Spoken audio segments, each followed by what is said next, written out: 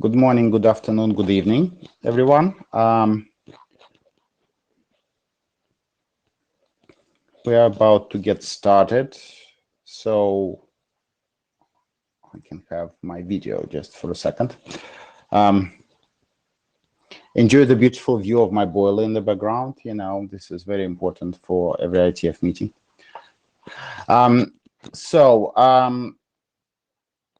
I'm Alexei, in case you don't know. We have a new co-chair, Todd. Todd, can you show your video so people can have a look? Right. So I'm mostly going to be driving slides. Todd will present several issues as well. Todd will keep a look for the queue for his discussions. We have 2 hours today. We'll use as much as we can. If we get exhausted early, then we'll finish early. If not, we'll use the whole time. So thank you for coming. Let's get started.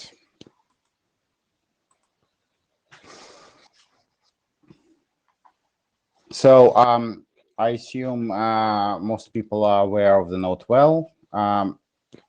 If you are not, please have a look and read the relevant documents about code of conduct and IPR related issues. Various RFCs with the link are listed here. So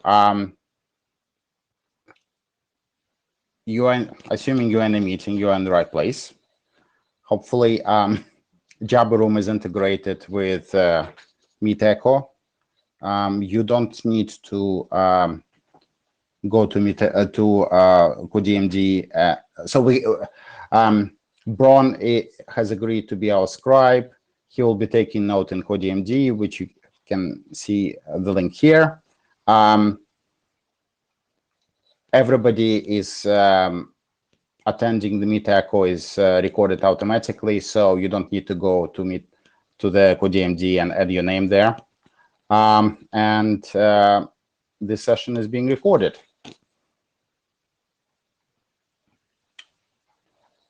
Here's the agenda. I reshuffled the tickets a little bit because we had the recent discussion about 452 versus 552. I moved it toward the end just because I think it might take a bit longer because I would really like to get a few tickets done, like trace header fields, or at least, you know, as done as we possibly can. So let's get any agenda bashing.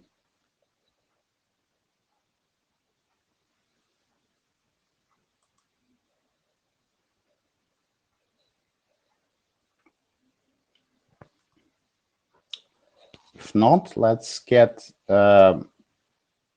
started with the first ticket. So trace header field definition. This ticket is just summarizing problem statement. We have some definitions in 53, 22, and 21. A lot of header fields were added in other RFCs and were described as trace header fields, whatever it means. So I think discussion on the mailing list is leading toward the way of making definition extensible. So with this, I'm going to let Pete talk about his changes, which I split into. Pete did 4 slides for us. So I'll let him talk about this.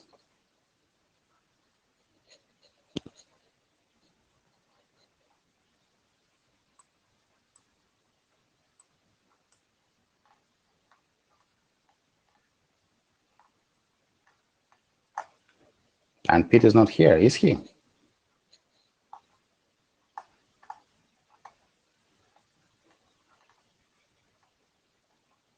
He does not seem to be. That is a bit of a pity, but let's try to do this and see if he can join us. So there was sort of 4 type of changes proposed. Pete suggested some text based on net feedbacks and Alessandro's and mine. Hopefully this part is going to be non-controversial. Nat suggested to actually add a definition of what trace field is.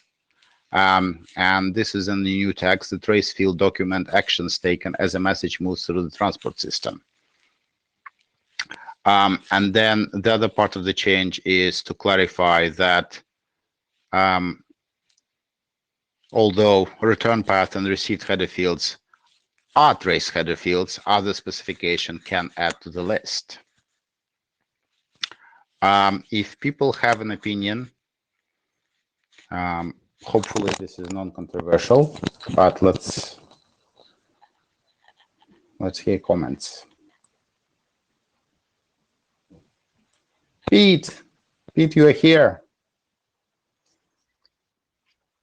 You know, I figured it would be best to, for everyone involved to shower and brush my hair before I got here. So, well, that's fair enough. So, yes, this was already posted to the list. I guess my only question is, does anybody here have issues with this particular part? This seemed like the non-controversial bit. I'm personally quite happy with it. I think would be nice to, okay, John.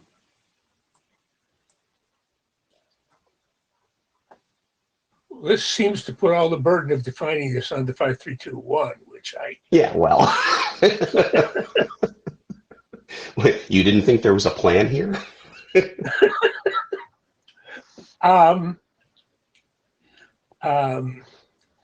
Works for me. It's changing the balance between 2 documents, but I think it's probably the right thing to do. I mean, this is actually more than it said in 5322, because that first line wasn't even there. It basically totally pushed it off to 5321. So it's clearly better to have it in one place than this, and this is actually a compelling argument that's the right place. So yes. Okay, good. So next slide.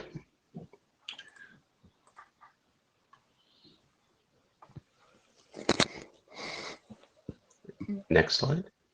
Next slide. Oh, yes. Okay, there we go. Sorry.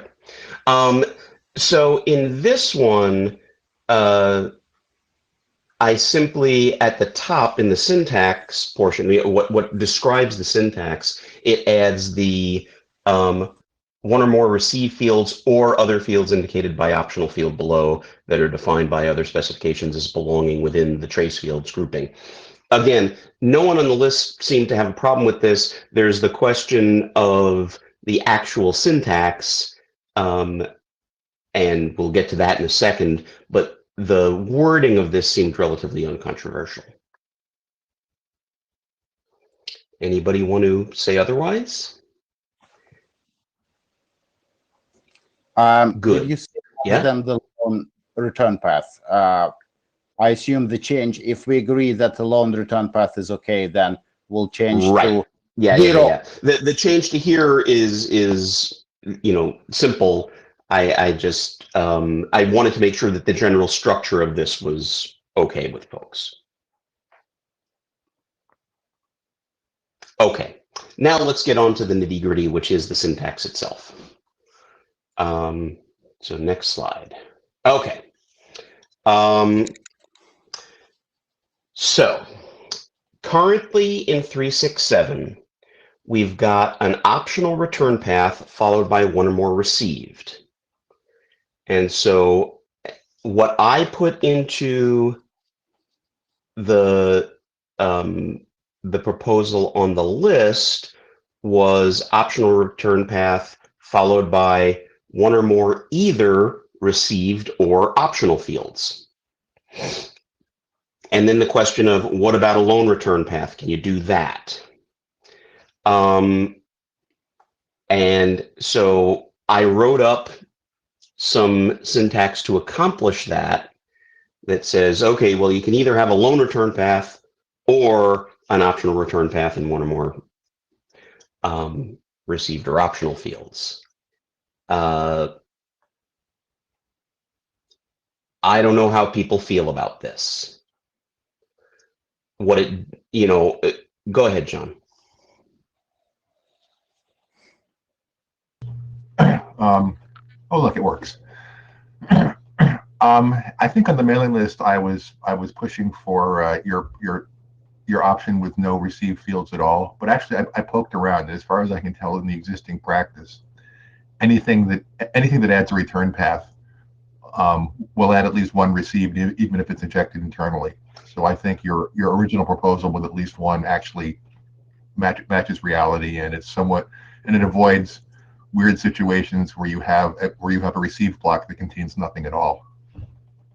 So go ahead. That was just me echoing. Alexei? I'm trying to channel Ned here because he's not here, unfortunately. And I think, yes, if we are talking about message created post-delivery, this is going to be true. Fortunately, unfortunately, various other types of software will strip received.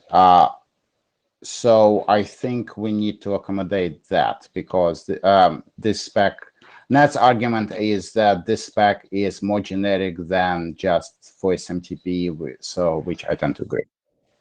Right, and I was gonna look beforehand, and let me take a quick look here. Yeah, so I mean, one possible avoidance of the issue is simply to say, look, we've got these nice, obs fields, the obsolete syntax, the read-only syntax. Does that satisfy this particular problem? I don't think it's a question of being obsolete, though. It's not, but there's lots of things in obsolete which are, well, we accept that such things exist in the universe, but you shouldn't send them on the wire. And now what Ned's talking about is in an IMAP context, which is wire. So I don't know that it really satisfies that. And I'm not been watching the queue. I'm referencing this document, so with the exception of saying, when you create draft messages, which might have missing fields, everything otherwise it complies, right? Right.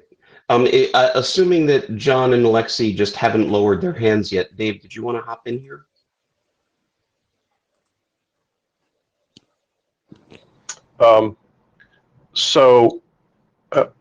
What I think I heard you describing is imposing a requirement for fields that have not been required in the past, and for which, even though there's a practice that might match that requirement, there's no operational need to impose the requirement.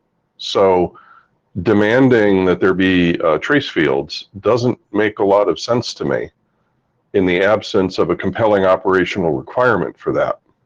Similarly, putting things in obs field, I don't understand the utility of obs field. I understand the intent behind creating it, but in terms of real world effect, putting something there with the belief that it means something doesn't match what I think has been demonstrated reality. Yeah, well, what do I want to say? I apologize. I'm on mute. I don't appear to be. Oh, maybe. Can you hear me now? Oh, the system is more intelligent than any of us expected. Yeah, I can hear you, Pete. I can hear you both. So in any event, I apologize. Oh, it's only me that can hear it? Wow, it's really intelligent. Yeah.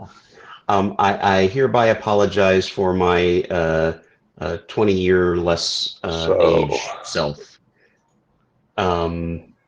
Yeah, the OBS field thing, had we had to do it over again, we might have had a different discussion, because I hate it now myself. But so Dave, can you hear me? No, now I can't hear Dave. That's kind of fun. I think Dave is having audio problems. I I can can hear you now. It's interesting, Minico has a reconnect audio button, which suggests this is a common problem.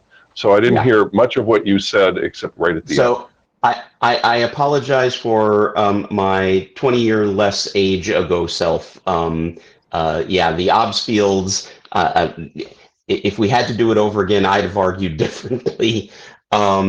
They were meant to be, you're going to have to deal with messages that have these things. And so for parsing purposes, you might look at the OBS fields to explain how to parse what might otherwise look horrible from the true and correct fields in section 3. For whatever that's worth. The audio issue I was having, I think I've now figured out, and it's bizarre. If the microphone is on, so I can talk like I'm talking now, then I can't hear you, probably anyone else talking, and I have to go on mute in order to hear you, which is really interesting. I mean, at one level, I like that idea, but it's not actually conducive to conversation. At any rate, what you've just done is describe an interesting idea for the OBS field, but it, again, has nothing to do with actual practice. And so imposing a theory of its use is an interesting academic exercise, but doesn't have much to do with the real world. And I'd advise against our being clever that way. Right. I don't disagree with you. And like I said, in this particular case, Ned's talking about, well, I'm on this IMAP server, I'm creating a message, or I'm, somehow editing a message to add this stuff that is currently not acceptable in the syntax. So it does seem like maybe we should make a change somehow.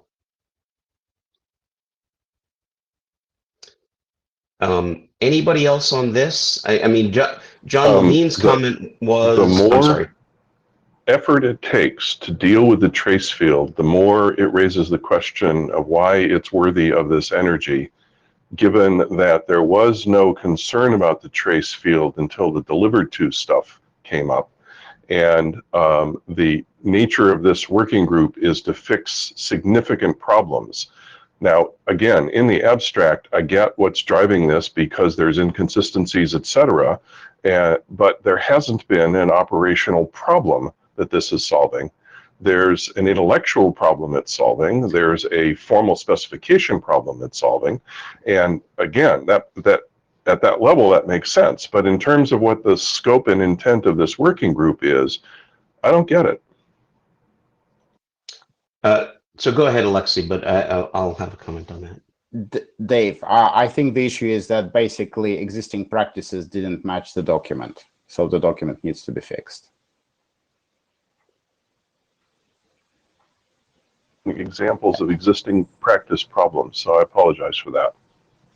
So the authentication results, and I defined one header field. I think X400 has also received type header field. But the practice the practice that Dave was referring to is that they get treated like other trace fields. Yes. By, in certain circumstances, stripping them out, in certain circumstances, using it to trace the message, that they, in fact, do get treated like these fields, but they were never allowed in that block before, which is why you introduce optional field into the trace element itself, because then you can say, and they've been labeled in other documents as trace in order to indicate you want to be able to strip these out in other cases where you would strip out trace fields.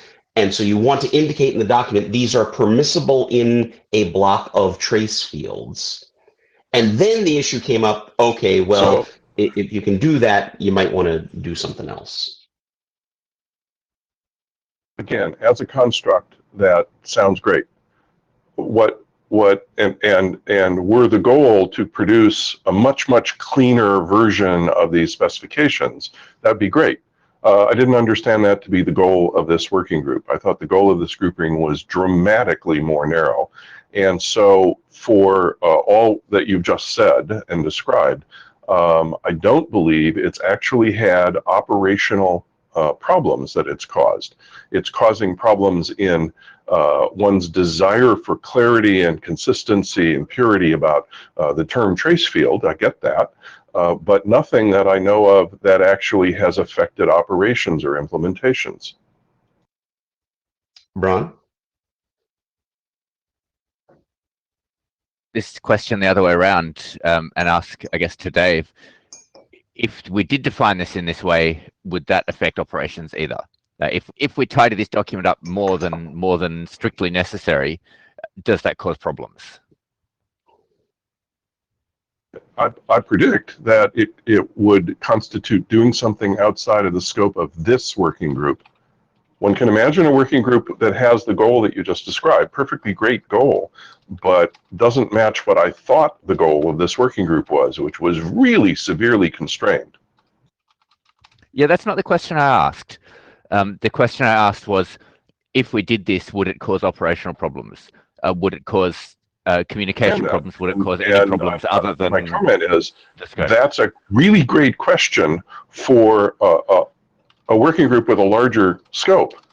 And the problem with the question you asked is not that it's an unreasonable question. It's a perfectly fine question. But how is it in the scope of this group? I'm struggling to understand what your motivation is for questioning it, because you haven't answered my question twice now. And you, sorry, I can't hear you. So I'm questioning the question. The reason I'm not answering it is because why is the question appropriate for this group is what I'm asking.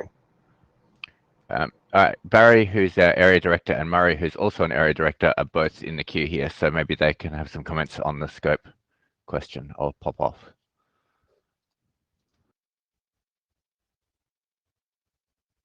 Well, I'll jump in. I think Dave is correct.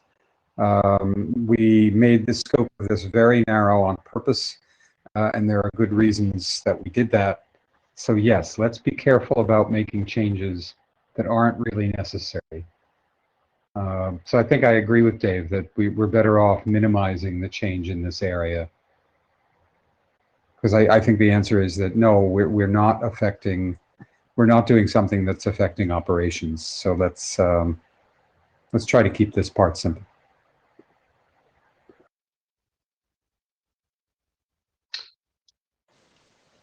I don't actually agree with no affecting operations, because what people use existing trace-like header fields for is not agreeing with the current spec because of expectations of email systems, basically.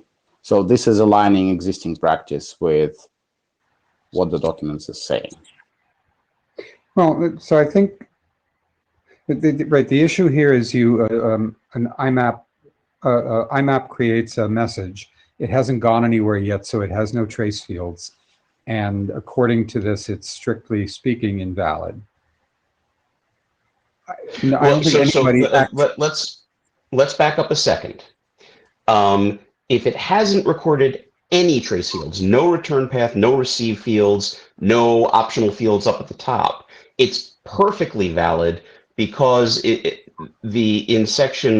top of section 3.6, the entire trace block is optional, right? There are two things being done that we're discussing here. One is whether a return path alone in a trace block is a reasonable thing to do. without any other received or optional fields. Right. And whether that should be made legitimate. And then there's a separate question coming up. Oh, well, and then there's the separate question about whether optional fields need to be expressed as part of the trace block because of these other uses of the word trace in other documents, or is it okay for them just to float freely in the top of the message? Right. And up until now, some have floated freely in the message, correct? Well, but that was going to be my next set of questions on the next slide. Is Then I it? won't tell the slide. Yeah, but I mean that's a good question. Are there things up free in the top of the message that are not part of the trace block? Is, you know, another separate question. Okay, and I guess what Dave is suggesting and what I'm agreeing with is that that they have floated and that has not caused problems in the past. Let's not try to fix that now. And I guess that part is not being said as an AD. The let's keep it as simple as we can is the AD pronouncement. The rest is my opinion. I'll let you run the queue, Alexi. Bron, do you still want to talk? No. John? The path we're going down is making me a little nervous, because it seems to say that if something was not in 5322, but people have been doing it anyway, therefore it is not only okay, but it's okay not to say anything about it. And that is inconsistent with the definition of an internet standard, because the internet standard is supposed to reflect reality. And the fact that in the last decade or so, things have started getting done which we haven't paid any attention to, and that have not caused 5322 to collapse into disrepute, doesn't align with that. So I think I'm okay with this either way, but the argument that it wasn't in 5322 and people have been doing it, and therefore we don't need to reflect it now in any way at all, seems to me to be putting us on a slippery slope. And since some of these things which have been done and haven't weren't in 5322 use the term trace field explicitly, and are on the standards track, it seems to me that we're creating some nasty spaghetti threading and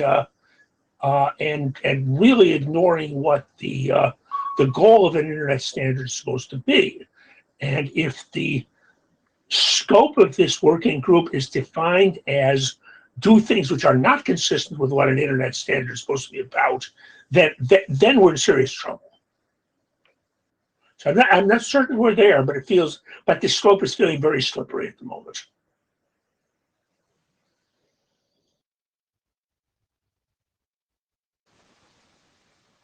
Right. I sort of share John's concern. I think if it doesn't reflect reality, I believe we need to fix it.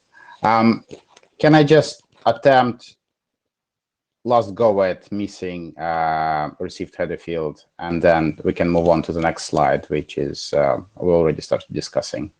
Let's do the next slide, because that might also change people's opinions about this. I don't know. Can I just quickly? So we were talking. We were concentrating on IMAP, but actually IMAP is not the only thing that does this. In IMAP case, we potentially can fix it in other ways. Consider mail filters, or very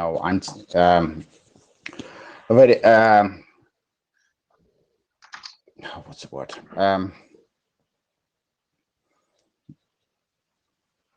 basically system that strips received header fields on leaving the main for security reasons. This happens all the time to hide internal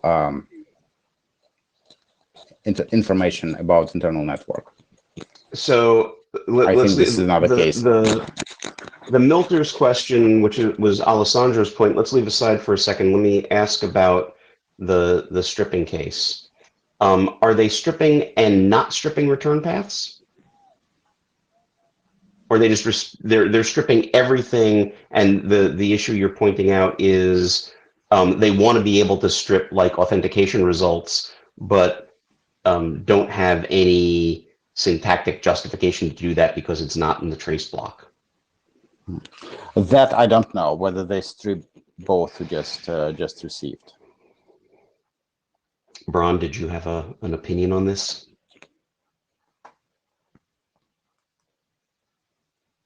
As a software author and person who works with many software authors, the chances are they strip an arbitrary set of headers that have been encoded into a regular expression somewhere, where they get the definition of what should be in that irregular expression is 90% just looking at a few emails that went through their system and 10% looking at our documents. And hopefully at least that 10% gives them something that is actionable.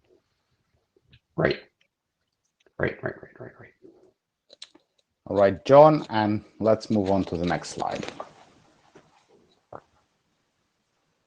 I think John was a ghost of a previous hand in the air. All right. He's a ghost. Okay.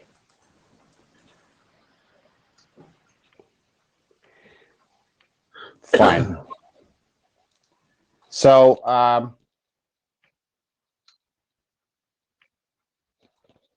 I'm not entirely sure whether we are where we are between proposal on the list and possible proposal at the bottom. I think we probably need to take this to the mailing list still. Is this fair? Yeah. I think at least we have to take this to the mailing list unless something in the next slide makes people look back at this and go, oh, well, if that's true, then it's obvious what we need to do. But I don't think that's going to happen. Fine. Okay. So currently in 3.6, that's what the top looks like. So you've got an optional field. Let's start with the top. There is an optional block of stuff that is either trace, optional fields, or recent blocks, right? And that's at the top. And then what follows that is an optional block and of as many as you like, the rest of the header fields. Date from sender, blah, blah, blah, blah, blah, blah. There's also an optional field in that block, just in case you want to add different kinds of fields in the ladder. But that's the way it looks, okay? So you've got the header block, which is trace, optional, or recent, and then you've got the rest of the headers, again, as many times as you want, which are the standard headers plus optional field. Okay, next.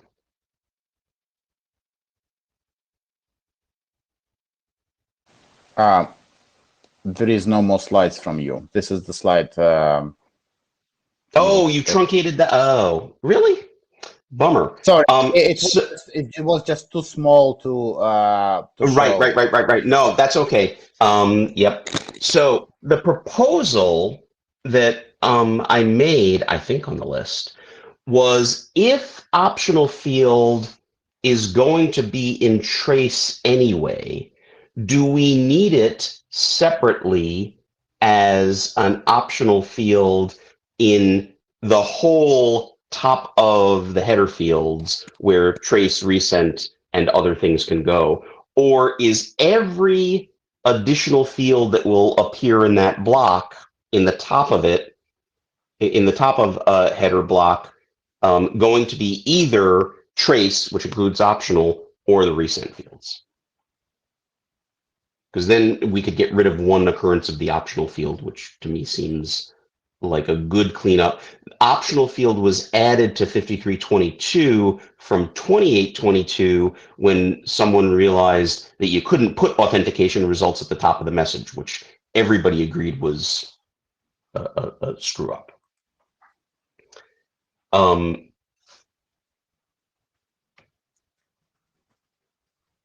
Any strong feelings about this? So, sorry if I can jump the queue. For me, the question is, can non-trace header fields be inserted at the top? Do we have examples of this? And the answer is, I don't know. Yeah, I didn't know either.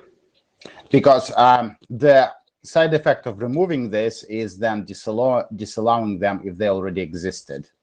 And that's what I suppose it's hard to prove. John? I have not fully thought this out, so this is a snap reaction I may regret.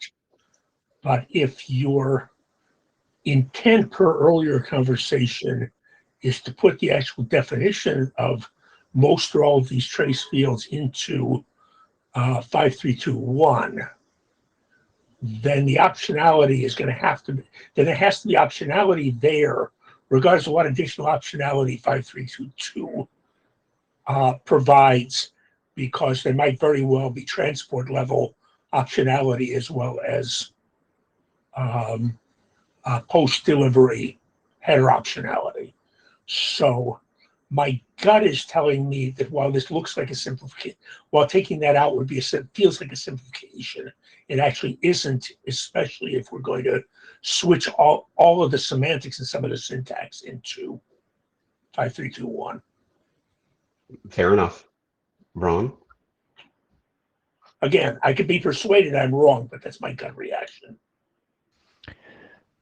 Again, I'm coming from implementation experience here, looking at what SirSIMAP does and what my Civ script does that puts a little header in that I just randomly added to stuff. And the edit header extension just pops new headers at the top, regardless of anything. There's no smarts around which header is which or what order they're in. I have worked with systems that reorder headers in all sorts of different ways as the messages go through.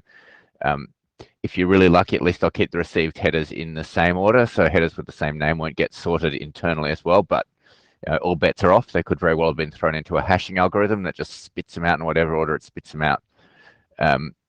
So anything that puts explicit ordering on which headers are allowed above or below any other headers is going to run into difficulties, and I'm wondering why we have any ordering requirement at all, given that it doesn't seem to be an operational problem. I mean, there is already, and note here that the syntax that was in 5322 does impose an ordering which probably is at least dodgy with regard to reality, which is that all of the recent and all of the trace fields need to be above from sender, origination date, everything else.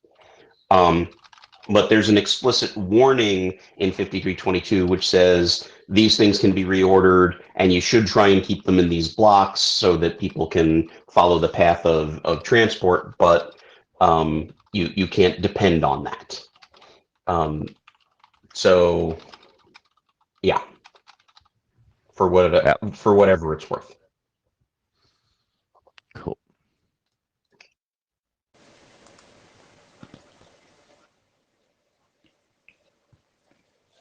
Yeah, as a participant, I think I would rather leave optional field here, and just for the reasons that Braun and John stated, and just let this section be as is. I think that it feels like this also will make Alessandro happy. Yes, I think so too. Okay, so in that case, we are really, for issue number 7, we're strictly talking about 367 and whether trace itself should be defined as allowing fields other than return path and received. and whether the syntax should allow for a return path with no received or other fields next to it. And I don't think we've got consensus from what folks have been saying on the I think we mic. do have consensus that we want extensibility. We don't have consensus about optional received. Well, but extensibility, pure extensibility, you could do in, about optional received. Right. So I think your Because- text is right, but the ABNF is still in question, basically. Okay. Yeah, the way the syntax in 3.6 appears, if you have recent or if you have some optional field at the top, then you must have at least one received field, which may be not what we want.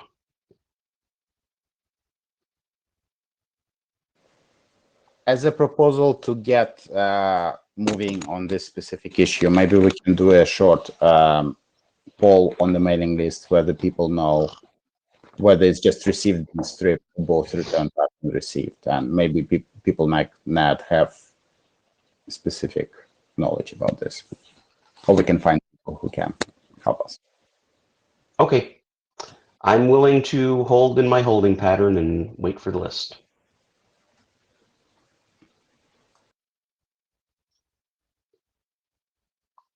That's all I got. So I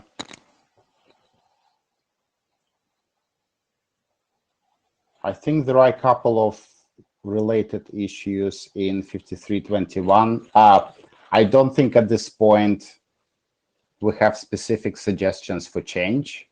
The only related issue is going to be on the following slide, is about the registry for trace header fields.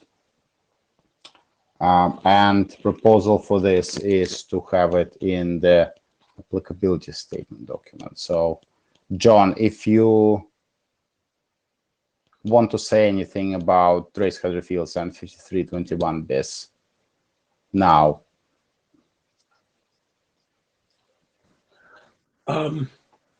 Again, I'm going to need to think about this, but my snap reaction is that if the trace header fields plus or minus optional are going to be shifted in 5321 in terms of precise definition and semantics, then I think the registry definition has to at least be mentioned there. Probably that particular, if we're keeping a separate trace field registry, then that should probably be defined in 5321 rather than 5322.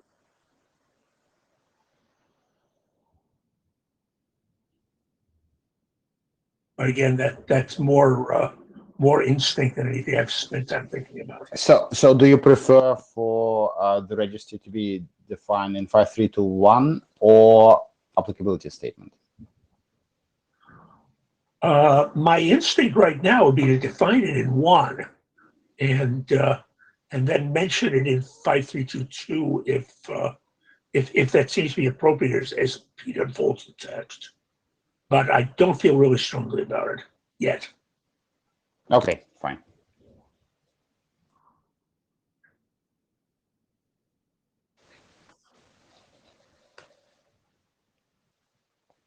So moving on to the specific text about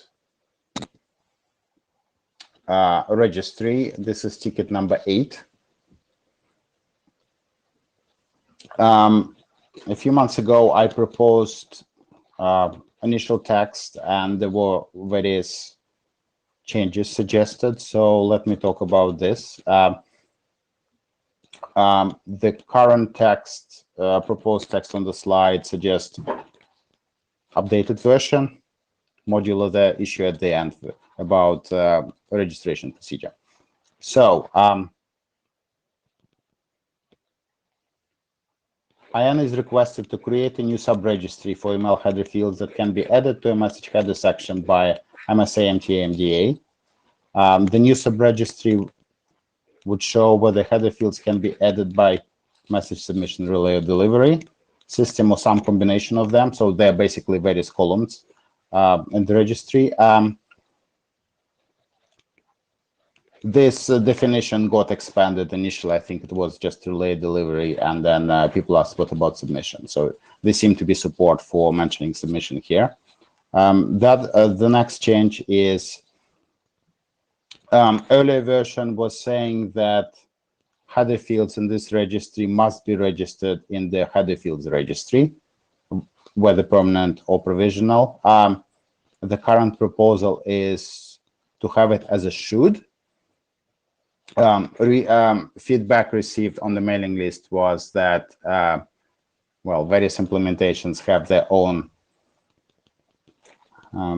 header fields. They don't necessarily want to be forced to register in the main registry, but I think it's still a good idea. So hopefully should will keep people happy with their own X- version of header fields. And then the final question is registration procedure for this. Initial proposal said expert review. Again, there was some pushback saying, well, what if I want to register my own proprietary header field, and then can the expert say no? And possible proposal is first come, first serve. However, in this case, the question is, if somebody registers a header fields in this registry already defined in RFC and register it incorrectly, how we are going to handle this? Comments, suggestions?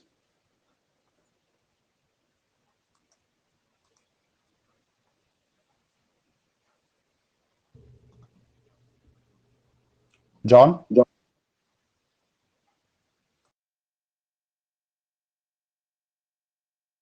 we don't hear you.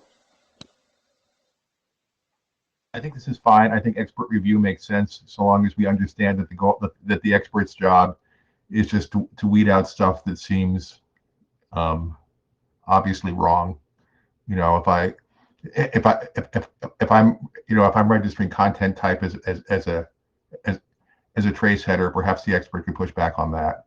And I also wondering, you know, wearing my database hat, I'm wondering whether this would make more sense as another column in the main table rather than as a separate table that we're trying to keep in sync. But I see the point that people might want to register their private things so they don't have to stay in sync. So basically, I think as proposed, it looks okay. Okay, thank you.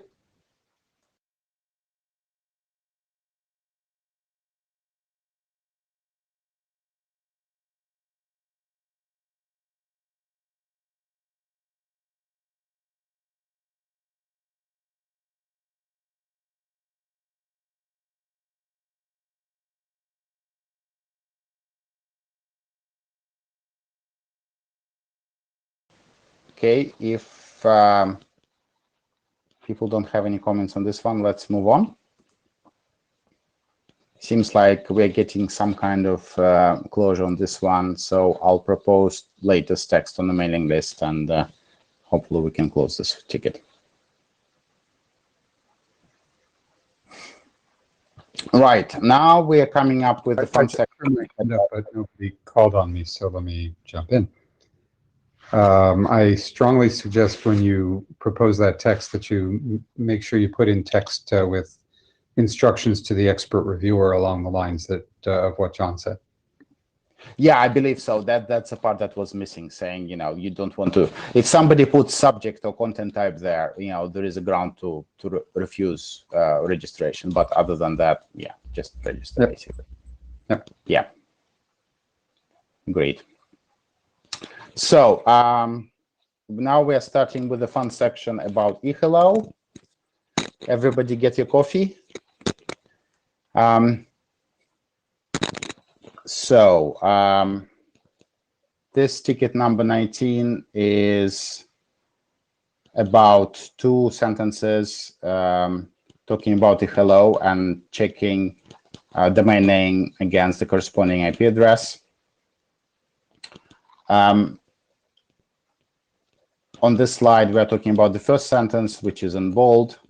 As an SMTP server may verify the domain name argument in the eHello command actually corresponds to the IP address of the client.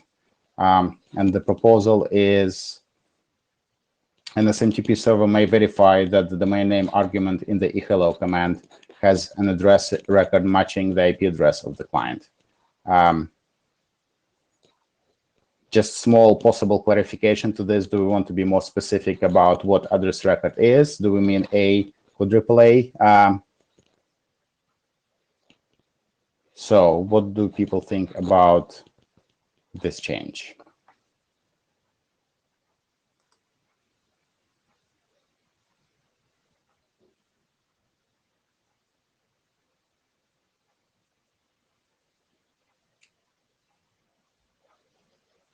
Barry? As a participant, not as AD, yeah, I like the change that's proposed. I would also add the word alone to the end of the second sentence in that paragraph. Must not This is the next accept the slide, message so let's on that wait. So, Let's okay, talk then about second no, wait, on the next slide. yeah, that's fine. I'm happy with that change, and I don't know that we need to clarify what address record is. I think it's okay the way it is. John?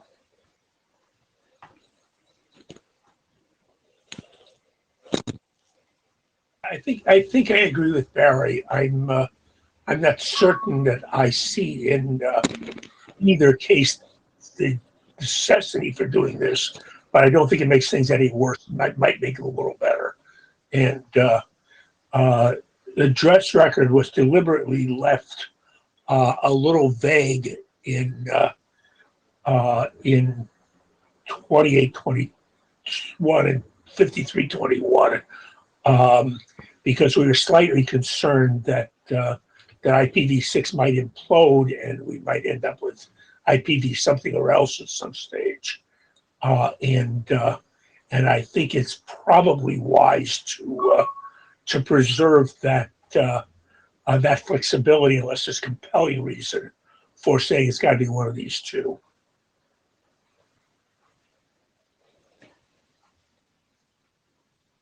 Right. I think my gut reaction was like, do we want to make sure that people don't do something silly, like, I don't know, IMAX.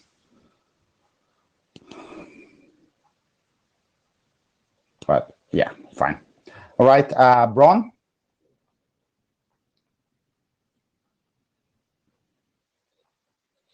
Most of what I want to say has already been said by the previous two people. I mean, this is basically an op. It's that they may verify. An SMTP server may do whatever the hell it likes. You connect to it, it decides whether it wants to talk to you or not, and tells you to go away for whatever reason.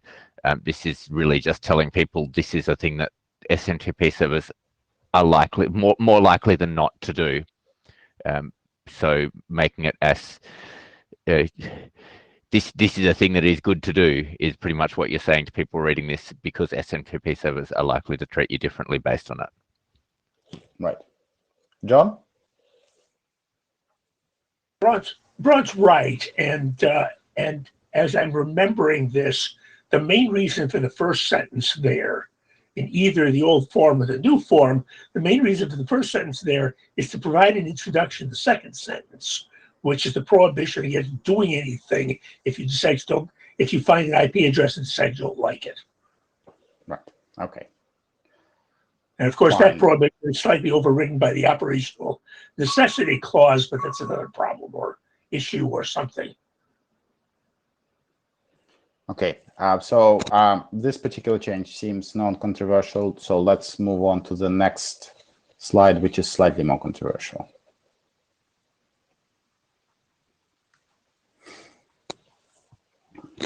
So in regards to the second sentence, I think basically various people observe that must not just does not reflect reality, that a lot of implementations check that in violation of this. And actually, Sam pointed out that some servers have option whether to check this or not, configuration option. And yeah, this is very true. We have it in our own implementation, for example. So suggestion is to change must not to should not, and add explanation, probably an applicability statement document about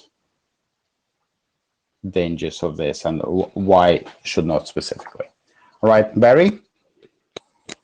Yeah, so here's where we get my thing. I agree with should not, and I would add either the word solely after the word message or alone at the end of the sentence to give an indication that they can certainly use that information as part of a decision, but it shouldn't be the only basis for the decision.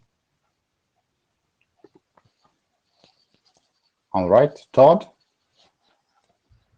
I disagree. I think it should be a sole basis for the decision, and just based on established anti-abuse practice, if a host hellos as, you know, say mail.google.com, but they're coming from some random consumer space in Romania or whatever, that's enough right there to reject the connection. If you haven't already blocked it just based on the source IP. I mean, you clearly have a client at that point that is trying to is at best misconfigured and at worst is trying to abuse your system, and that's enough to just shut down the connection right there and send it on its merry way. So then you're advocating not for should not, but for may. Yes, I'm advocating for may. Okay. Okay, Bron?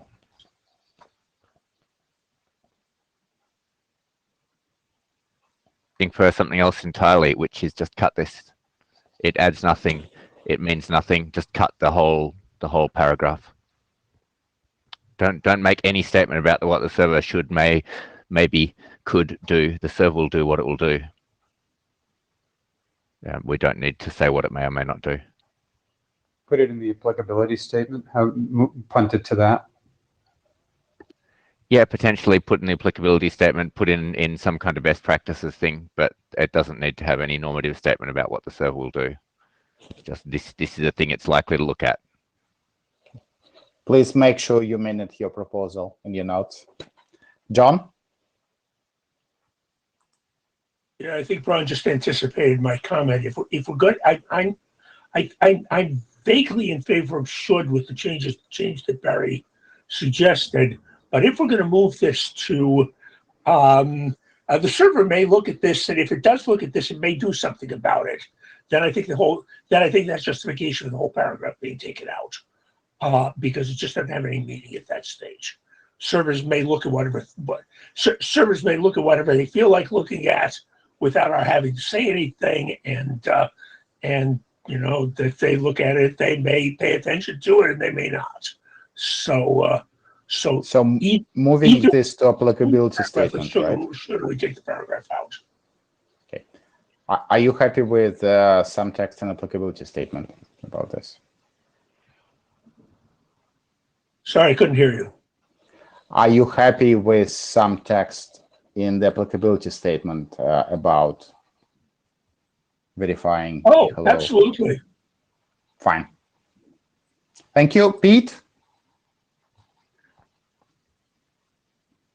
I just wanted to point out that Todd's example isn't actually a problem for the original intent of this sentence, because this was simply if the IP address and the name do not match in the DNS, that alone is not sufficient for the server to punt it. The example Todd gave was they didn't match, and I have this information that they don't match, that this is an IP address somewhere in Romania, and that is Google's domain name, right? That additional piece of information is not, it's not the case that Google forgot to register this name, this number to go with this name. It's that there was a simple non-match. Now, I think, you know, this is perfectly reasonable to pull and put in the applicability statement, but there's not enough in this sentence as currently construed to really explain that the issue here was, don't just assume that the DNS is correct about names and numbers. Assume that you might be missing a separate piece of information. But putting this in the EAS and doing a fuller explanation is perfectly reasonable. Fine. I'll let Todd respond to you in case he wants to respond directly. Todd? Yeah, I must have misstated something because I don't understand Pete's interpretation of what I said. I wasn't relying on additional information there. I was saying, you helloed as this name. I looked up that name in the DNS, and that does not match the IP address from which you have connected. Therefore, I will drop this connection. But Romania was just a random example I threw out there. It could have been any consumer network or any network anywhere. But it was strictly on, you gave me a name, I looked up the name in the DNS. I did not get back an IP address that matches where you're coming from, so goodbye. Right. Harold?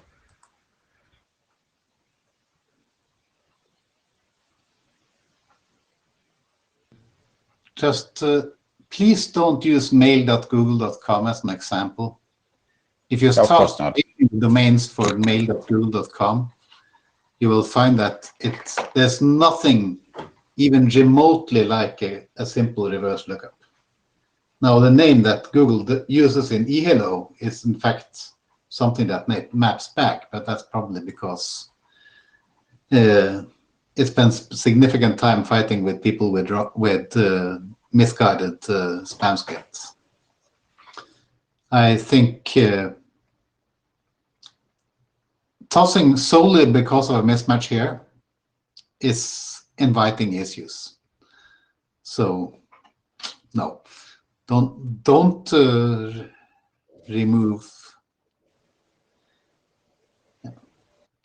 Keep it at least should not. At least should not.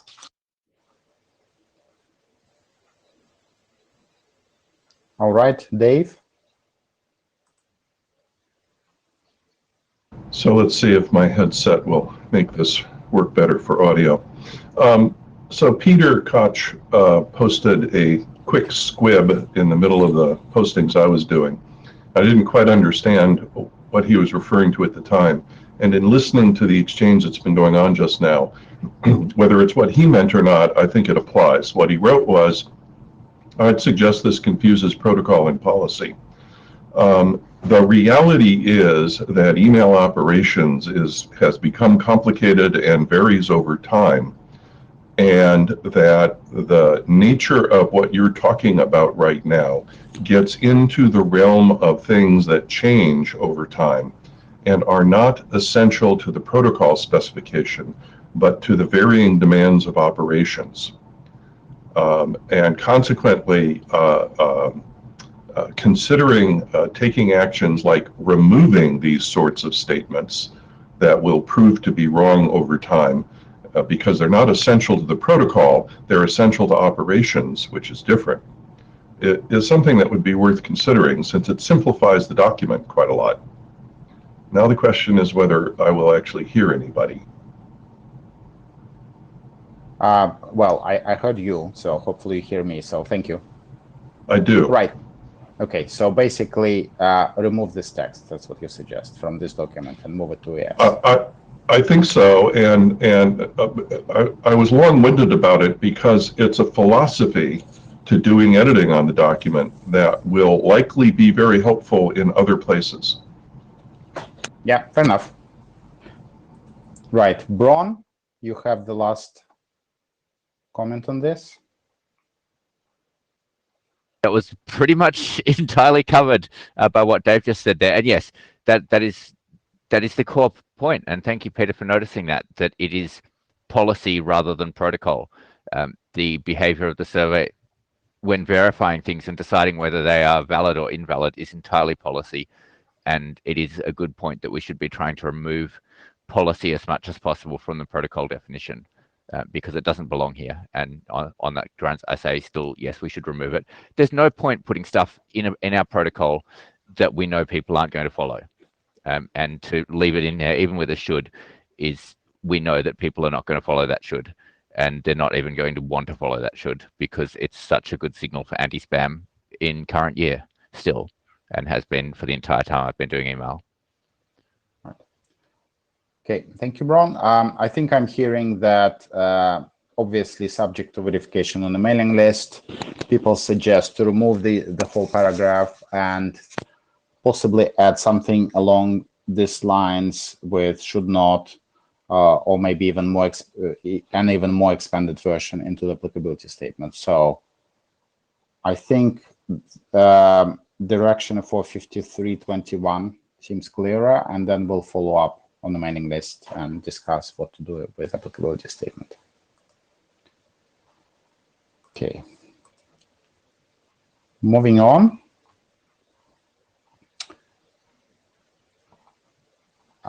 This is ticket number 1 about use of IP addresses in eHello. We had various discussion on this. Some people say that it should be syntactically invalid and deprecated, and other, in particular for IoT cases, think that it should be still allowed, and sounds like we need at minimum some text in applicability statement about this. So, comments, please. Pete? I'll try and channel Keith, since he's not here for the moment, and say syntactically, it seems reasonable to leave it in, even though, hearkening back to our last discussion, by policy, it might be quite reasonable to reject a whole bunch of these things. But there are IoT cases, there are other cases where you want to say, by policy, I'm going to allow an IP address literal because this is a space where I really can't use domain names in a legitimate way. So I think protocol-wise, it's okay to leave it in, and policy-wise, it's okay to say, nope, not accepting those. Okay, thank you. John? Take that a little further. I'm seeing, still seeing a number of SMTP clients that we describe as IoT devices today, but were designed to build long before the term IoT came into fashion, and some of which are pretty big objects, using IP addresses because they are using SMTP to send messages of one sort or another to local servers, and don't have access to DNS and don't even speak DNS. And before those things get past the relay, the first relay, they're using the relay's domain name. So they're not showing up on the public internet, they're showing up in LAN and LAN-like and isolated network-like environments. But they're using IP addresses because they don't have any choice. And that's, of course, the reason why we retained IP addresses into 2821, because we had a piece of this discussion back at that point. So anything in the AS which says that IP addresses in the public internet are probably a bad idea, I think is fine. But as far as 5321 is concerned, I don't think it's healthy to make a change. Okay, sounds good. Any other comments?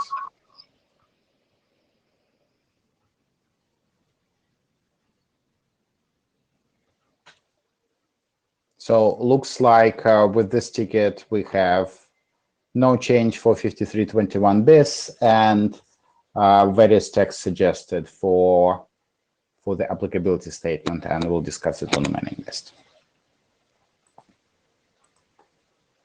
Okay, next ticket, quoted strings and escaping. John, would you like to present this, or would you like me to talk about this?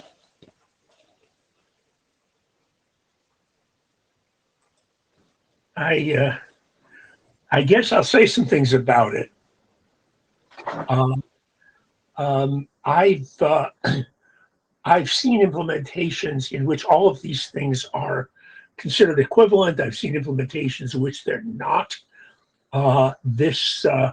This interacts with the 5322 question about quoted strings, although that particular question is much narrower than this.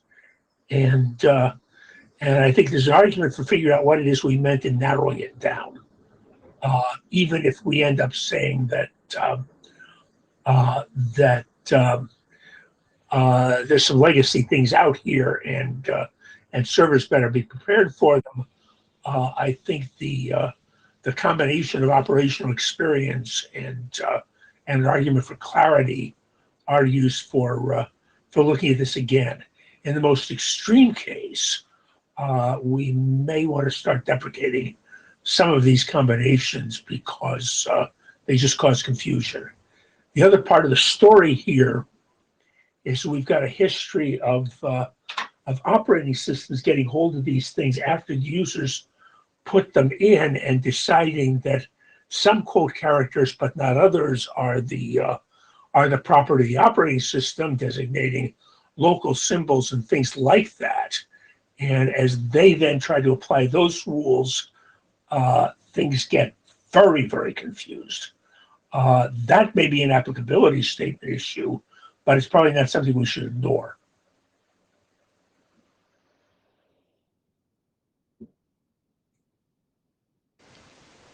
All right, comments?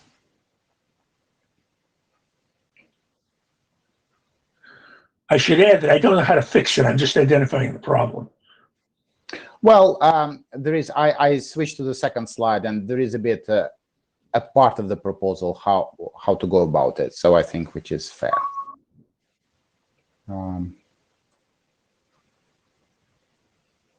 So anybody else wants to? Yeah, that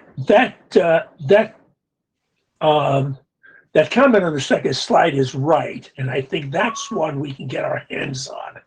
The various combinations of blanks and slashes within quoted strings, I'm more worried about in terms of not knowing what the right solutions are. But I've seen some of this stuff in the wild, because in one historical case, because that's what the operating system required, because that was how usernames worked. But more often in a strange kind of security by obscurity sort of thing, because the spammers don't know these combinations. Spammers and phishers don't know these kinds of combinations exist, and consequently putting them into a mailbox name is a way of keeping the noise down. But I don't think that's a very strong justification. Right. Pete was commenting in Java saying, hopefully how to fix doesn't include any changes to quoted string syntaxes 5322. I think there is no proposal to change syntax.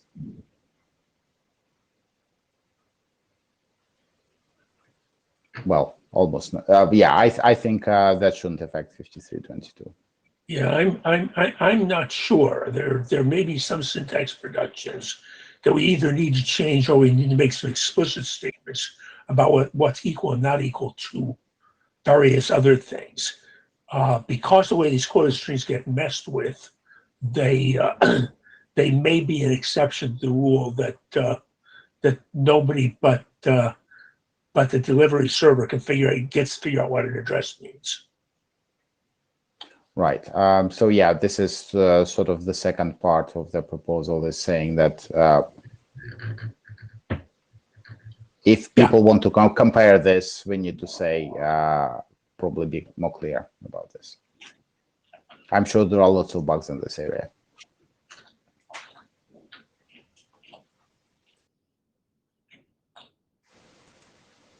So anybody else wants to talk about this? I know this issue is not very fleshed out, so maybe I'll try to do a straw man proposal on the mailing list, and then everybody can hate it. It may be useful actually to separate those two possible resolution paragraphs from each other, because the first one seems pretty obvious to me, and it's reasonably well fleshed out, and the second one is hand waving. Maybe important hand waving, but at the moment hand waving.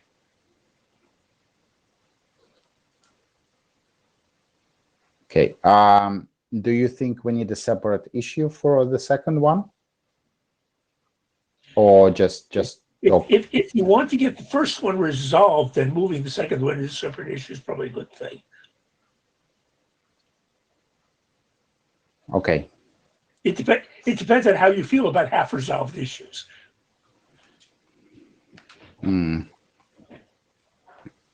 Okay, if we can minute that, maybe create a second issue about comparison. That would be good. Right. If there are no further comments on this, let's move on. Right, empty quoted string and 5322. This is, we had a long discussion on this last time. I think where we landed is we shouldn't change syntax, but applicability statement need to talk about where it's okay and not okay to have empty quoted strings. So I just wanted to have a bit of a feedback on what might go into applicability statement, and this is the next slide.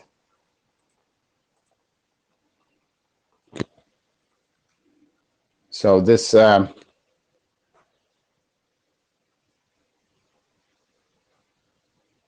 yes, John. Pushing this BAS is okay. We just need to make certain that we're sufficiently coordinated that that 5322 does not end up prohibiting anything that 5321 allows.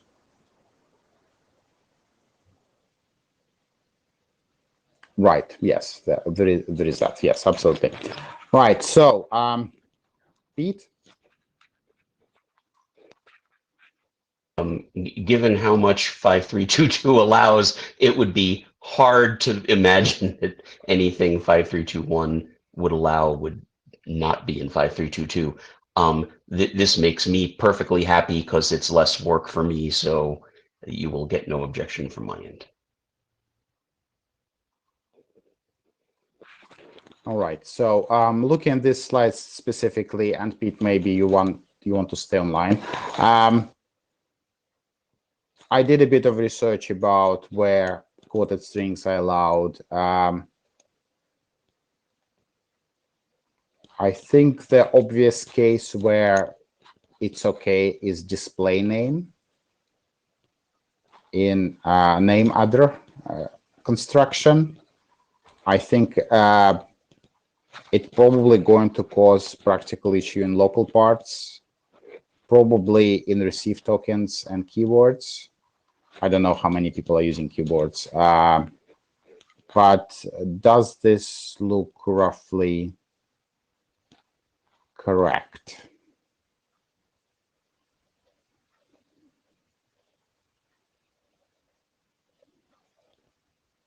And when I say cannot be empty, that will go to applicability statement. So the syntax will allow it, but we'll just add text saying that certain things are not a good idea.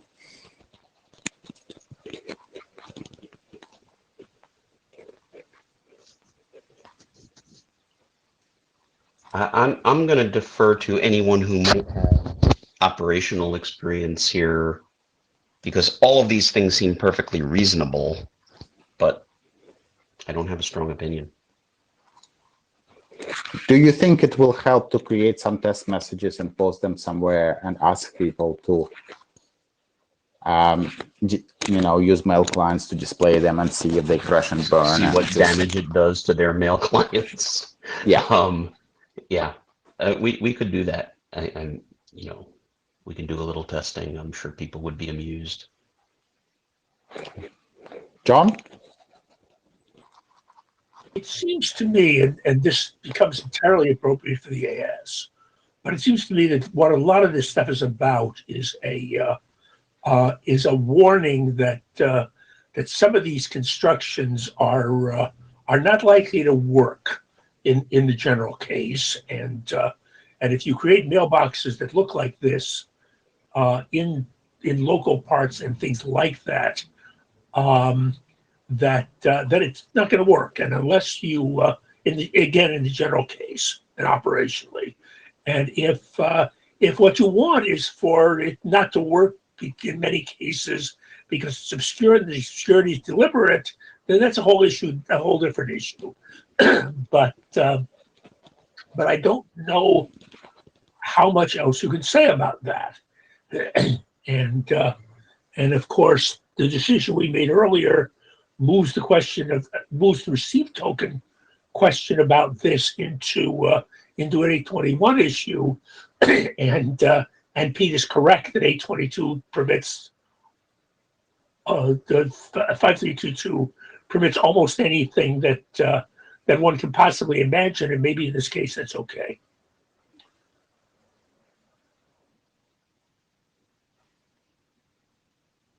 But keywords are particularly important here because the purpose of using keywords is to have something which works and is comparable. And if you use these things, then it may not.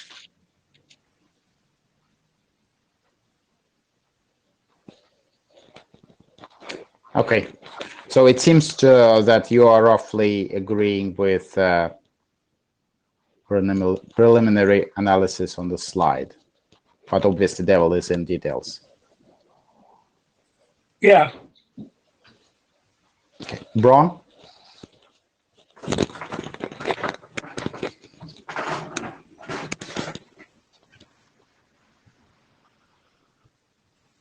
Stuff. The one thing, as I guess an end user of this stuff, is it would be nice to have guidance on this stuff is very likely to work, and here be dragons, don't mess around here. So things like using empty strings or using lots of specially quoted stuff in your local part is likely to break things, whereas if you stick within this set of characters and this set of behavior, then you can expect everything to interoperate. And it's really at the stage where you are then talking to whoever's receiving your email or sending you email or your providers up and downstream and saying to them, hey, you're not behaving properly. Here's what the RFC says you should do this. And we need to cut a line where we say things in this area should be expected to work. Things in this area are you're playing in dangerous territory. And I think defining that edge somewhere is valuable, and saying it's just all undefined. Anything might work, anything might not work isn't useful to anybody. Right. So I'd like to see some kind of here's the things that are generally considered to be safe. I think we still do this in applicability statement. Yeah, but yeah, certainly having a pretty strong plus is expected in a local part, and if your web form doesn't allow someone to enter that, it's not accepting email addresses. But double back quoted empty white space is not expected to work. And if you make this your local part and it's not accepted in a web form, then you get to keep both the broken pieces. Right. Okay. Thank you.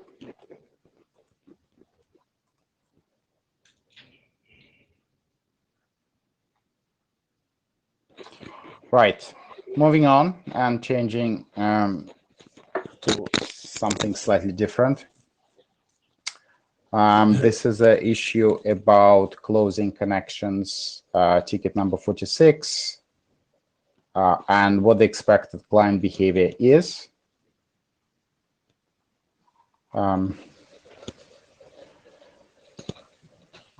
So there was a suggestion that to clarify on the assumption that the client will receive it after the next command is issued.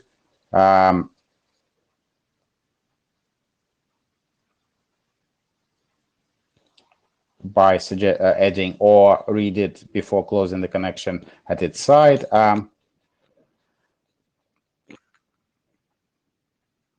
This text probably, now that I look at it, it probably can be improved. But comments, suggestions about this?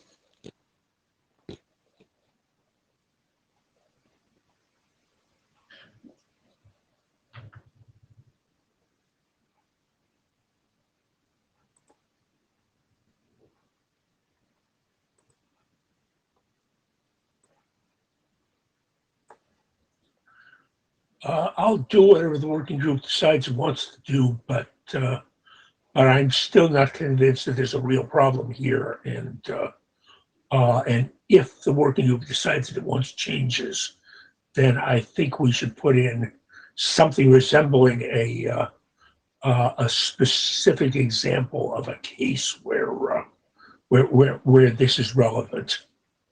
Yeah, actually, I do have a slide showing how clients typically work. So if it helps people to sort of understand the issue, I can flip to that. Barry, if you want to say something. I'll wait to see your slide. I think a non-blocking client is probably the most obvious. So basically, the order of event is server writes 41 shutting down and close its side of the connection gracefully. Then client decides to send some commands at a later point. And then this is using non-blocking sockets. So the client use poll or epoll on Unix or any other kind of similar event framework to wait for read and write events and close events.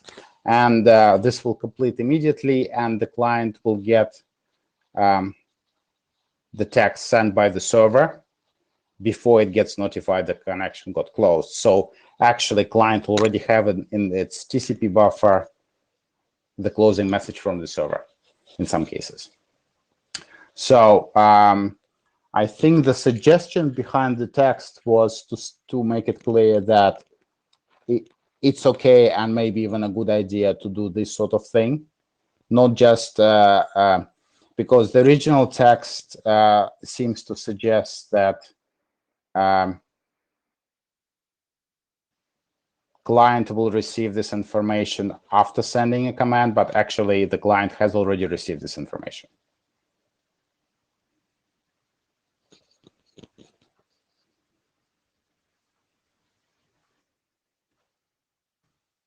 Barry? So yeah, I'm kind of with John. I don't think the text really needs to be fixed here. I think this is stuff for the applicability statement to discuss in more detail how clients should handle this. But that what's in 5321 now is okay. I think that I haven't submitted this ticket. I'm just trying to proxy whoever submitted it. I think the current text seems to be can be read as prohibiting this behavior, where it's quite common actually in clients. I don't read the current text as prohibiting this. So if people think that, then yeah, maybe we do need to tweak the text.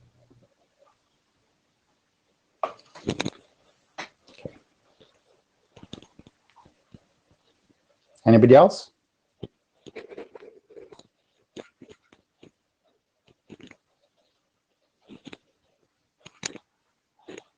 John?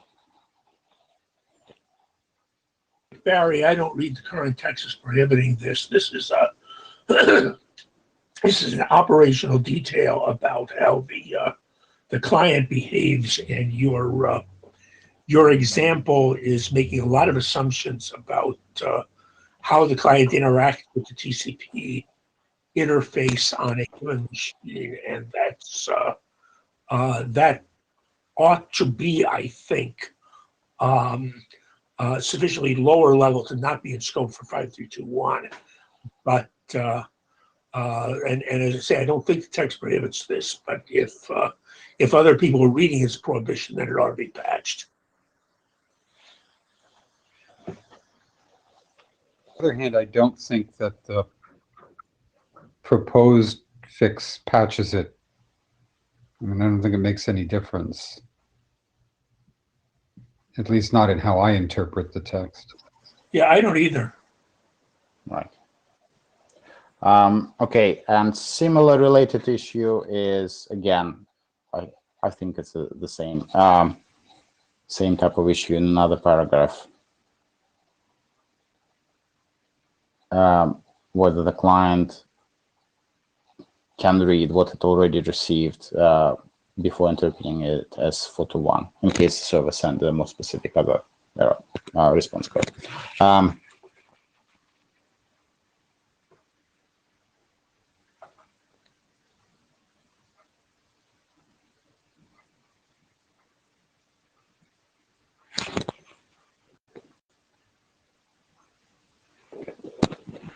It strikes me that we're trying to tell people how to deal with transport layer issues. And I understand that somebody writing an SMTP client might not understand how to deal with transport layer issues, but I'm not sure that 5321 is the right place to do that. Fine. Okay, so Ron? Do need to say about dealing with transport layer issues is when you should retry, when you should back off, when you should assume that the message went through. I think defining those really clearly is good. Otherwise, I agree with Barry. I agree that saying when retries are appropriate is definitely in scope for this. Yeah. I agree with that, but but I completely agree with Barry's comment. We're really messing around in not only in transport layer issues, but in the issue of the local communication between the client and the transport layer. And I don't think we want to go there if we can possibly avoid it. All right, let me try to have a follow-up on this issue on the mailing list. If we can come up with some possible text for the applicability statement, we will, but at this point, it looks like no change for 5321. I'd be pretty hesitant about getting very far into this in the applicability statement as well, again, because these are not only transport layer issues, but they're issues in the local systems model, in the local systems, client systems model of how one interacts with the transport. And as I say, going there seems to me to be hazardous.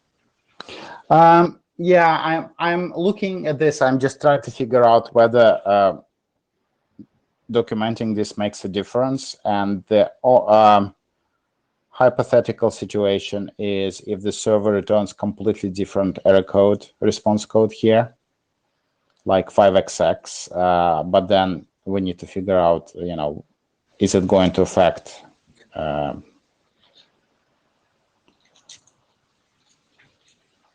client behavior or not, basically. I think I understand where you're coming from and why, but I also have memories of the time when we had SMTP running over things besides TCP, and the possible situation in the future where, with the advent of non-TCP transport protocols, we may have SMTP running over non-TCP again, and getting way down into the issues of how TCP implementations behave or appear to behave in a given client environment seems to me to be fraught with risks. That we could clarify this in a way which makes things more difficult for future implementations in a way which we don't want to.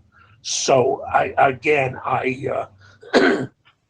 if we're going to do something here, I think it needs to be illustrated with specific examples, and I think we need to be very careful that we're not making more assumptions about the transport layer than we need to, and that's definitely true in 5321 BIS. It is probably true even in the AS.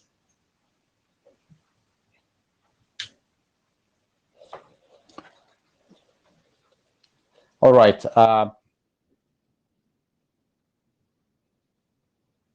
Let me think how to approach this ticket. I can completely understand that people fail to get excited about it. So. Oh, I'm excited about this, just not excited the way you'd like me to be excited. Well, I had similar coding issues, trying to implement my client. That's why I'm trying to do a fair representation, trying to proxy this issue. But anyway, moving on. Right. Okay. This right. I think let's get some coffee in and talk about 552 walkaround. Todd, are you happy to talk about this ticket? Sure. The ticket, as I understand it, is discussing removing the bolded sentence there. Client should treat a 552 code in this case as temporary rather than permanent failure, so the logic below works. There was some discussion on the list. Several folks posted what they found in various open source packages. I believe that they all said that they treated 552 as a permanent failure. I reached out to several large mailbox providers and a couple of commercial MTA vendors. Not everybody responded, but Google, Microsoft, and Proofpoint all said they treat 552 as a permanent failure. So while the recommendation clearly says clients should treat it as temporary, it seems that most clients are not doing so. So the question then becomes, do we leave this text in there and hope that people change their code, or do we strike it?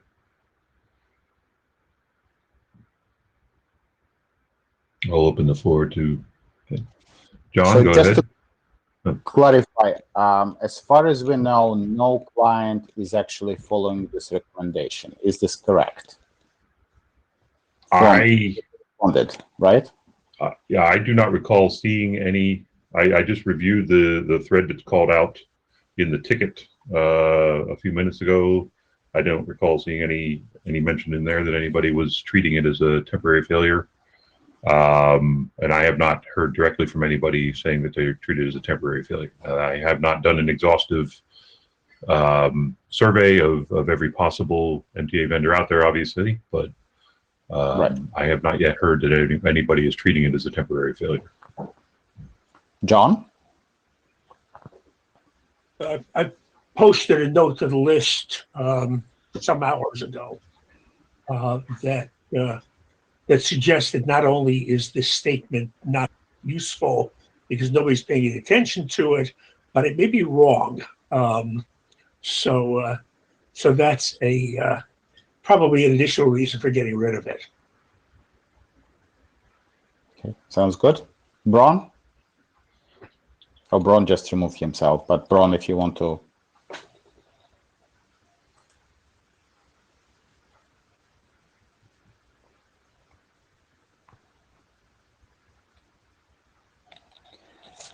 Okay. So maybe I suggest maybe we have sort of like a mini working group last call on this issue, asking for any objections, and then proposal is just to drop this sentence.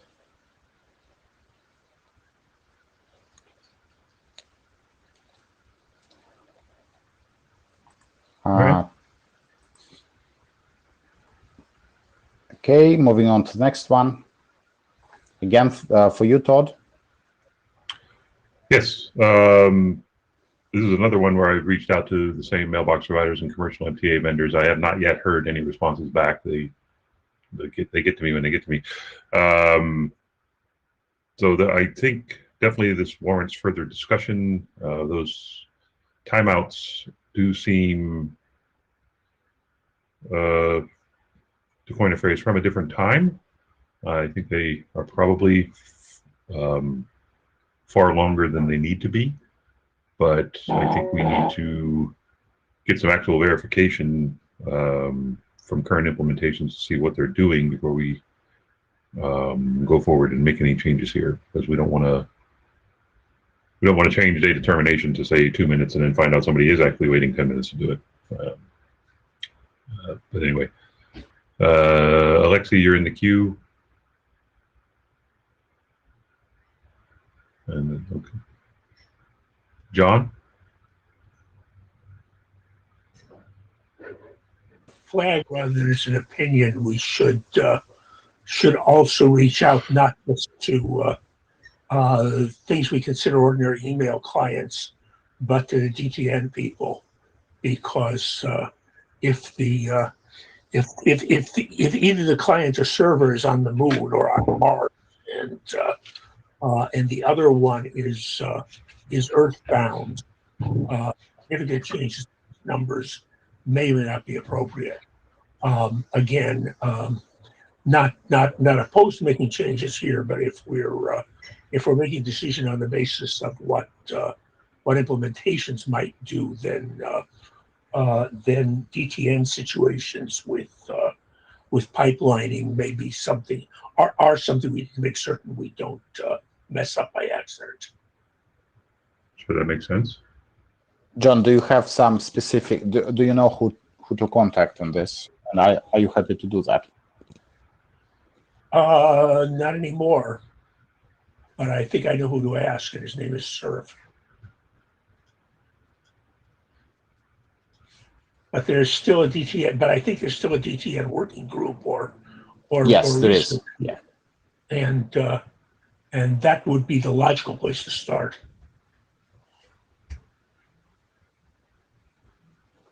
All right, Bron.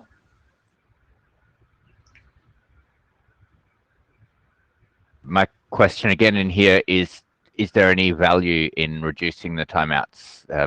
Generally, if you're building a server that needs to deal with a lot of traffic, it can already spend very little resources in holding open a TCP connection while it's waiting for things to happen down it. What's the alternative, basically? Why not leave them this big? And then that gives you more capability to deal with transient issues like high disk load or whatever on the receiving end.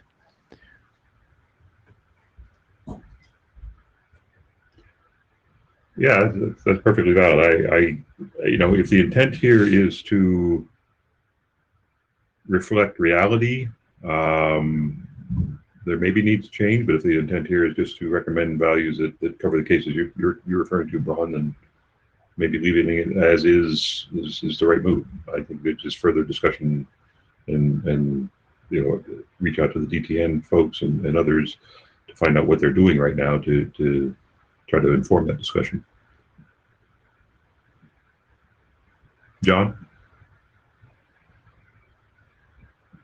I think I heard the combination of Braun's comment and yours, plus or minus adding in the DTN question, is that we probably should not be looking at 5321 about this. We should probably be looking at how to construct a nice paragraph or two in the AS, talking about the issues and the trade-offs and what people are doing under various circumstances. But just a thought.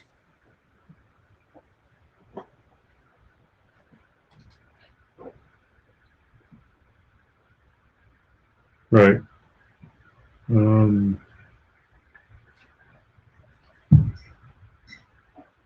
Yeah, I mean, I don't. The language in the spec right now says the minimum per command timeout value should be as follows. So there are only recommendations. There's no stricture here with them. Nobody complained that you're violating an RFC if you shut down, after say 3 minutes instead of 5, whatever. So perhaps the applicability statement is a better place to discuss this entire topic. We don't have any on list discussion of this topic or really anything in the ticket to guide us yet. So let's I think just move forward with further discussion on this and see what the consensus emerges as to where to take this. Ron? That there haven't really been any complaints about the current values, which to take us right back to those comments from ages ago, maybe we shouldn't be changing this at all because it's not an area that's causing problems with the current specs. That's fair.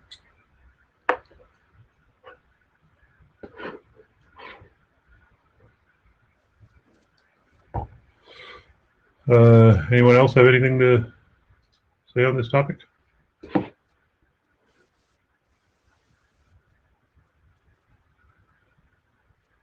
Okay. Lexi, I'll turn it back to you.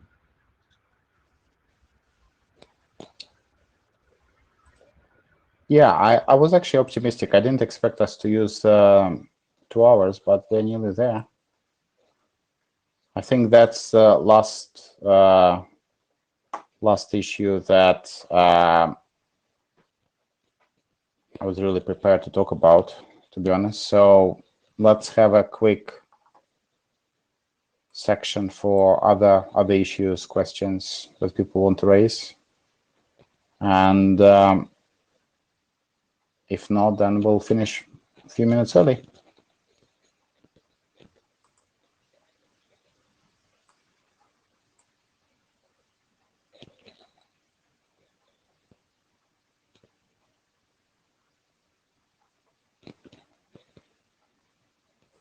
Going once, going twice.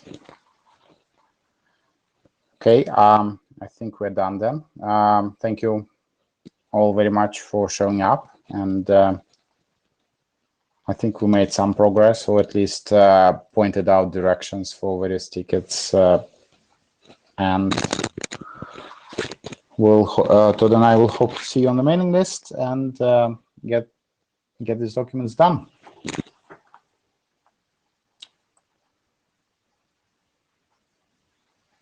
So thank you all.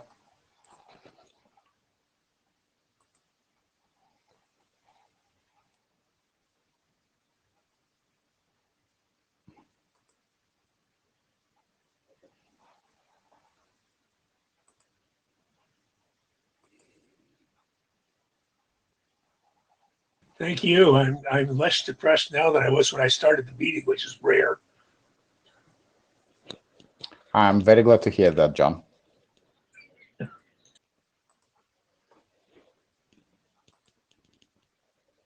I'm still waiting for my my vaccine. Because of my age, I'm lucky if I get anything in April.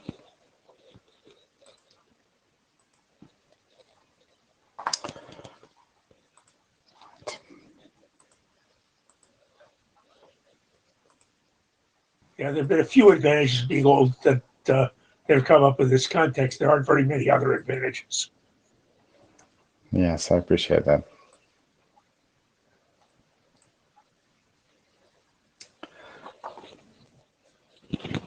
All right, I'll see you lovely people around.